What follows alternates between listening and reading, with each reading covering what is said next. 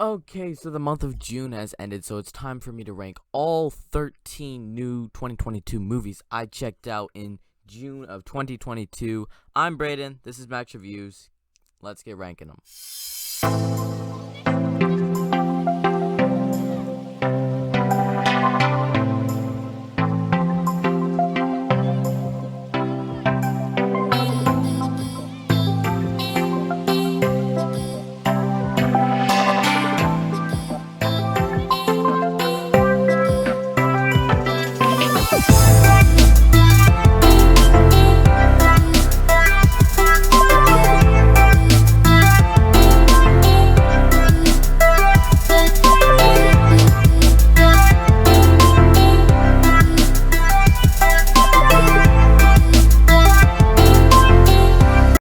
Coming in 13th place is going to be Morbius, and I don't even know why I checked this out. I heard so much talk about how horrible it was and that it was the worst superhero movie in years, and I gotta agree, like, this one's worse than Eternals, and I really hated Eternals. Like, yikes. Morbius, the Sonyverse is failing already, and they're only on their third movie. Morbius, just the performances, the ending, the powers, the dialogue, everything in this movie is horrendous. I despise so much of it. And originally I had it higher because it was just so memeable. There were so many little things where I'm like, yup, that is hilarious. And just laughing out loud. It's a comedy. But no, at the end of the day, it's not even good. I don't even think it holds up as a good comedy. Just a bad movie to put on. It's just so bad. And is it the worst superhero movie of all time? No, I've seen worse. But still, this is easily probably going to be the worst superhero movie of the past 5 years. And that is just really disappointing to me that we're still making movies like this.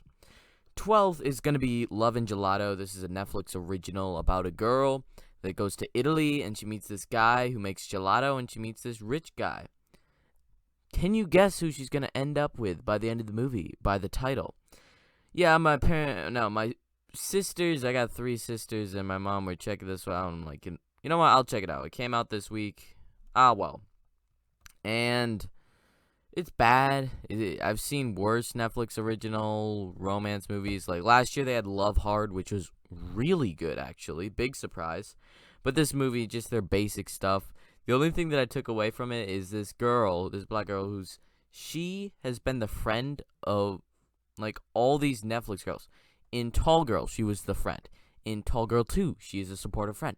In this movie, Love and Gelato, she's the friend. It's just like, can somebody please give her a movie? Like, she's been a supporting character, playing the same character for 3 movies, 2 that came out this year. Like, it's just a random thing that I came up with, but just this movie, nothing special, nothing new. Just, well, I do not care for this. It's just there. Like, another one of those movies that says love in the title, comes out by Netflix, and is proclaimed a romance comedy or rom-com.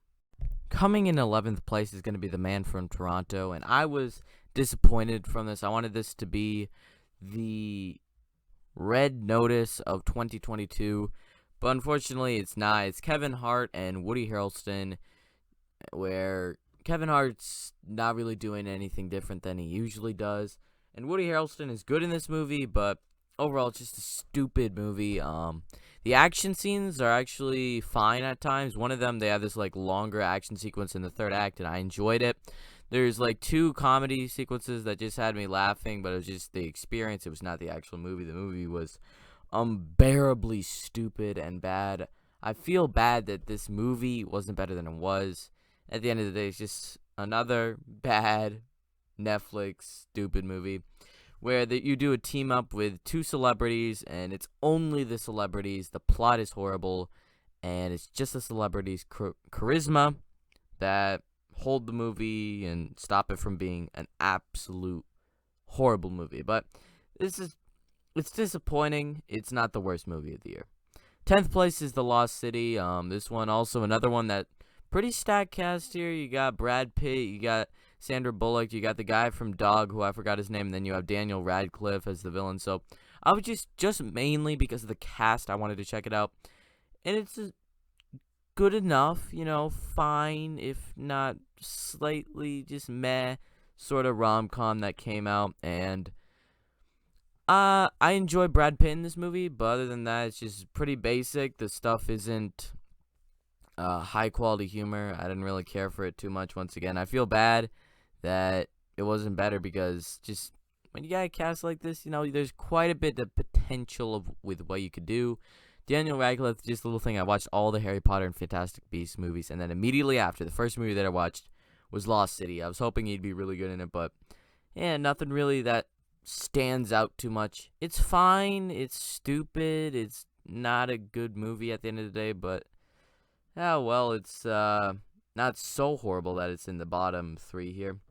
9th place, we have Spiderhead. This is a movie that features Chris Hemsworth, and he's the lead in this movie about these drugs that could give you different reactions to things. They could make you horny. They could make you just want to kill somebody. They could just do all these different feelings. They could make you be scared. They could make you be angry. They could just control your emotions.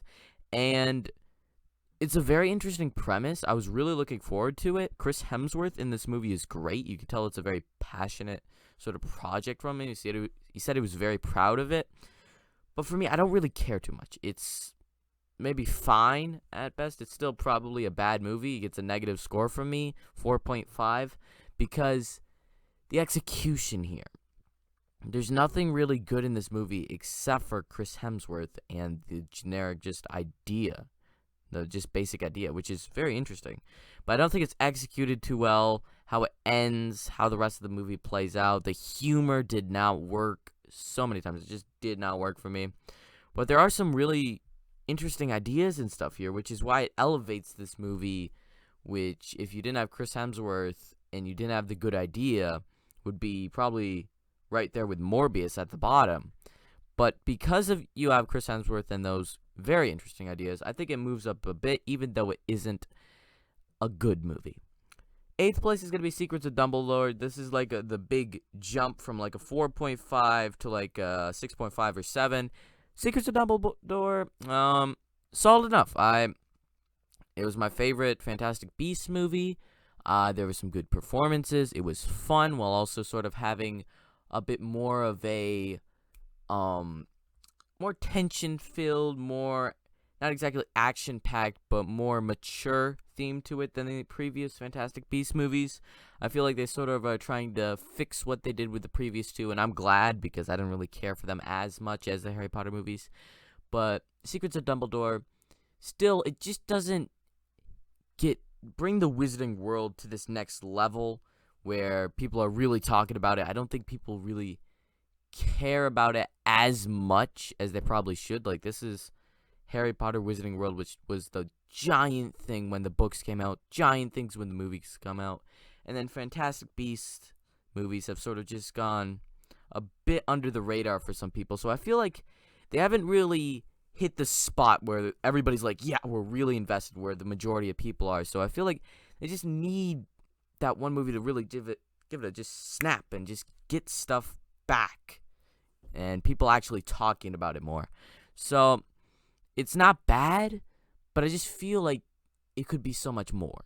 And so Secrets of Dumbledore, at the end of the day, it's just not a bad, just needs something.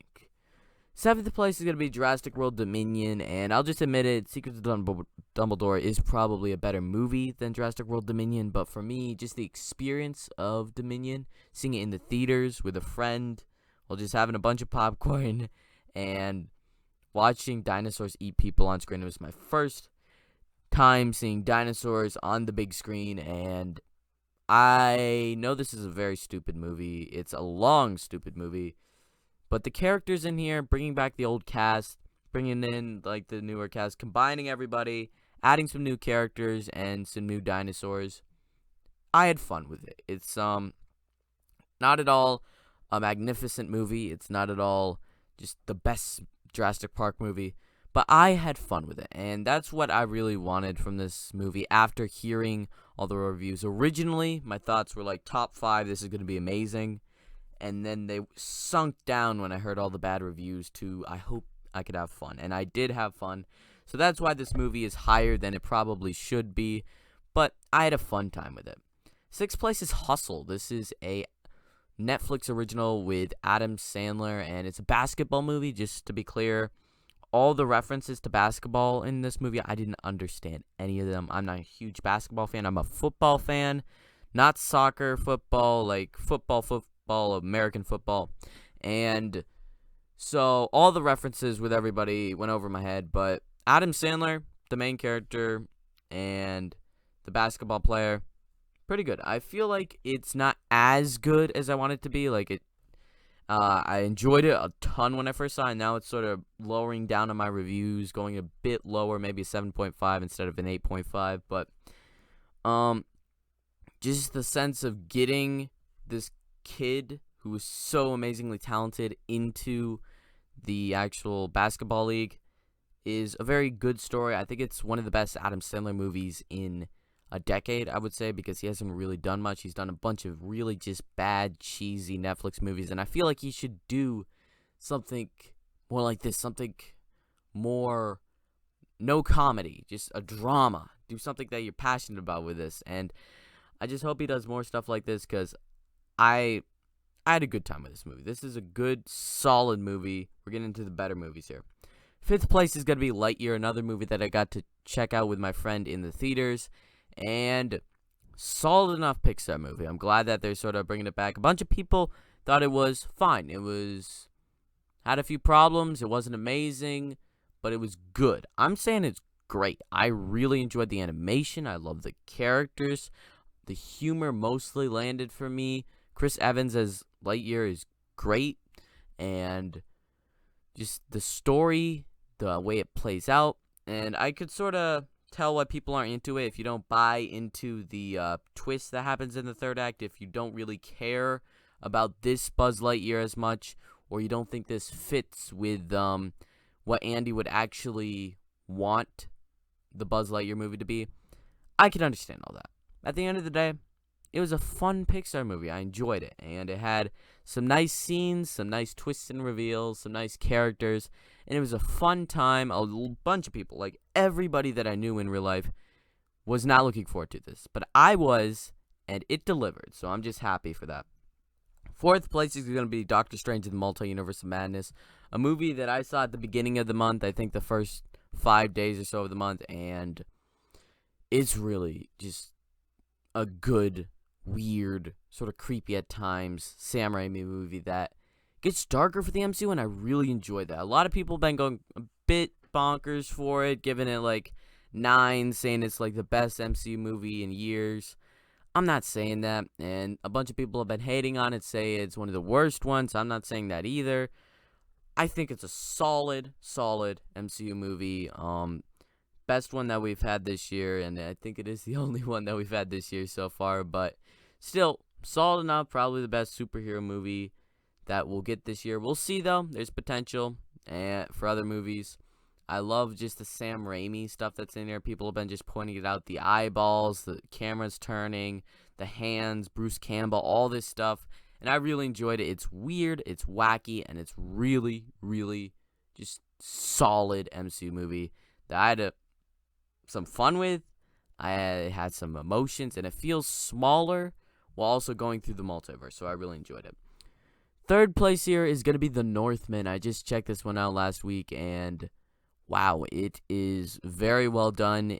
All the performances are great with all these actors and actresses that you know, and they sort of transformed into this Viking world. This is about a kid who, when he's around the age of maybe 10 or 11, I'd say, maybe 9, his mother gets kidnapped, his uncle kills his father, and uncle tries to kill him. He escapes, and then like 20 some odd years later, he comes back to avenge his father, save his mother, and kill Mjolnir. And I just love that premise. I really hadn't seen too many of the trailers. I just heard it was very good. So I waited until I could watch it streaming or whatever, and it was great. Like, this movie genuinely surprised me at how good it was. Like, the first hour, I'm like, you know what? This might be one of the best movies of the entire year. And, like, these top 5 movies here top 4 with Multiverse of Madness. They're in my top 5 favorite movies of the year. We had a great month for movies for me because I got to check out quite a few. The Northmen just gives so many great performances, the cinematography, the look, the feel, the vibe, and just how it feels. It's just so good. All the characters, all the dynamics, how it ends. It's so weird and just such a masterpiece while also being just this weird movie, and I just loved it and how Viking it is, and I just wow. This one it didn't 100% surprise me because I heard it was going to be really good, people have been saying, but just, wow, I'm happy that I really enjoyed this movie. Second place is going to be The Unbearable Weight of Massive Talent, and this is a Nicolas Cage movie where he plays himself. Pedro Pascal's thrown in the mix, and it's sort of like them trying to make a movie while they're in a movie, and just how it ends, how it begins, how it works, the comedy here. This is probably one of the best comedies I've seen in years. A bunch of people don't care for it. I really enjoyed it because I'm not a huge Nick Cage fan. Like, I enjoy him in absolutely everything that I've seen him in, but I'm not so crazy where I've seen, like, all of his movies. But this movie's just so fun. I love the chemistry between Nicolas Cage and Pedro Pascal. The characters that Pedro Pascal plays, the character that he plays, the other just sort of stuff that's going on. It was so good. I loved it. It was just such a fun movie, such a heartfelt movie at the end of the day. It made sense how it went, how it ended. I just loved it. It was just so weird and so Nick Cage is the only way to describe it. So Nick Cage. So I loved The Unbearable Weight of Massive Talent, and I was really looking forward to it too. But easily coming in first, it could be Everything Everywhere All at Once. Just to be clear, this is my number 1 favorite movie of the entire year, and I don't know if it'll be beat. It might be, but wow, just the cinematography here, the characters, the emotions, the worlds, the multi-universe, how they play. There's so much pushed into this 2.5-hour movie, and I loved it. Like, a bunch of people, it's going to be a bit too crazy, a bit too weird, a bit too just insane, but for me, it just worked on such a good, amazing level where it's a simple plot about her mom and a daughter and family, but they put it in this multi-universe, they throw that in there, and it just works so well. The action scenes are so well done.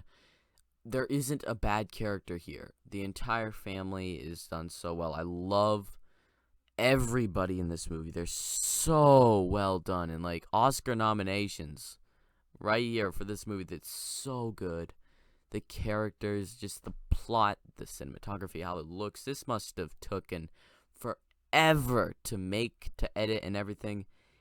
And I just loved this movie. It was so well done, and just I want to rewatch it right now, to be honest. It's just one of those movies that I just want to keep rewatching. And so it's coming in number 1. That's my ranking of all 13 movies I checked out this month.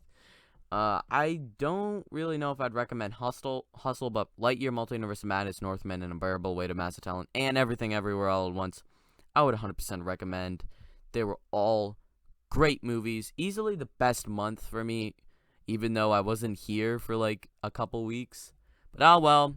Thanks for watching, everybody. Like, subscribe to Max Reviews. Leave a comment down below the movies you checked out this month, or your thoughts or predictions of your thoughts for these movies. Braden out.